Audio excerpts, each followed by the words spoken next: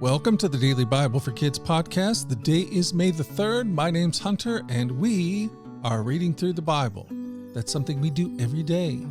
Kids from all around the world gather here to listen to these amazing stories from the Bible, from Genesis all the way to the book of Revelation. And today, we're back in the book of Esther. Haman, one of the king's officials, thought he was really important. The king had ordered that everyone bow down to Haman.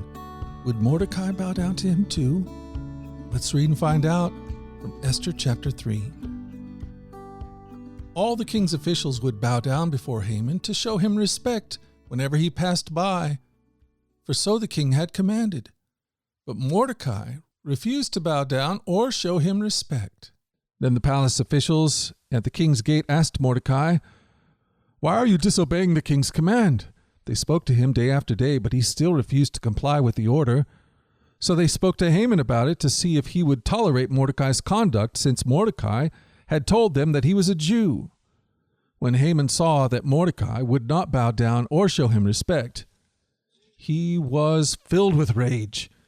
He had learned of Mordecai's nationality, so he decided it was not enough to lay hands on Mordecai alone. Instead, he looked for a way to destroy all the Jews throughout the entire empire of Xerxes.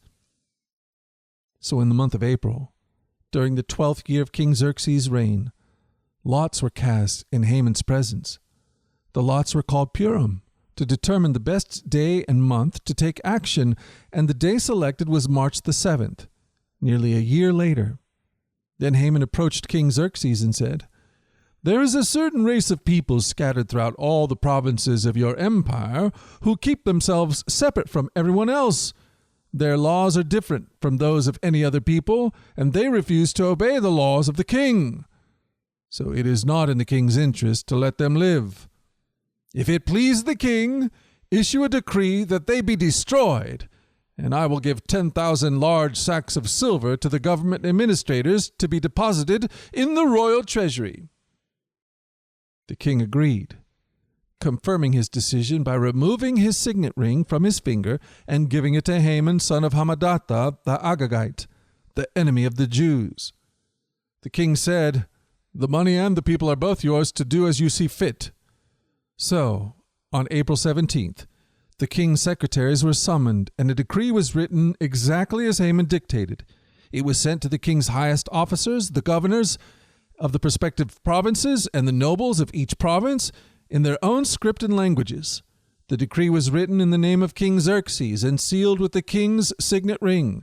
Dispatches were sent by swift messengers into all the provinces of the empire, giving the order that all Jews, young and old, including women and children, must be killed, slaughtered, and annihilated on a single day. This was scheduled to happen on March 7th of the next year. The property of the Jews would be given to those who killed them. A copy of this decree was to be issued as law in every province and proclaimed to all people so that they would be ready to do their duty on the appointed day. Wow, what a terrible story. Mordecai, Esther's cousin, knew it was wrong to bow down before anyone except God, so he refused to go along with the king's orders to bow down to Haman. Even though Mordecai knew he would get into big trouble for disobeying, he made the right choice. If he obeyed Haman, Mordecai would have disobeyed God. And God is more powerful and important than any person. When you feel pressure to do something wrong, remember who it is that you should obey. This is what Romans 2:12 says, "Don't copy the behavior and customs of this world, but let God transform you into a new person by changing the way you think. Then you will learn to know God's will for you, which is good and pleasing and perfect." Wow, so hey, we've done it. We've done it again. We've spent another day in the Bible. And I plan on being back here again tomorrow to do the same thing, Lord willing. Lord willing and the creek don't rise, I plan on being here. Until that time, let's go forward. Let's go forward in God's joy. Let's let His joy be our strength. And let us always remember this, that you are loved. No doubt about it. Alrighty? I'll talk to you again tomorrow. You guys take care. Bye-bye.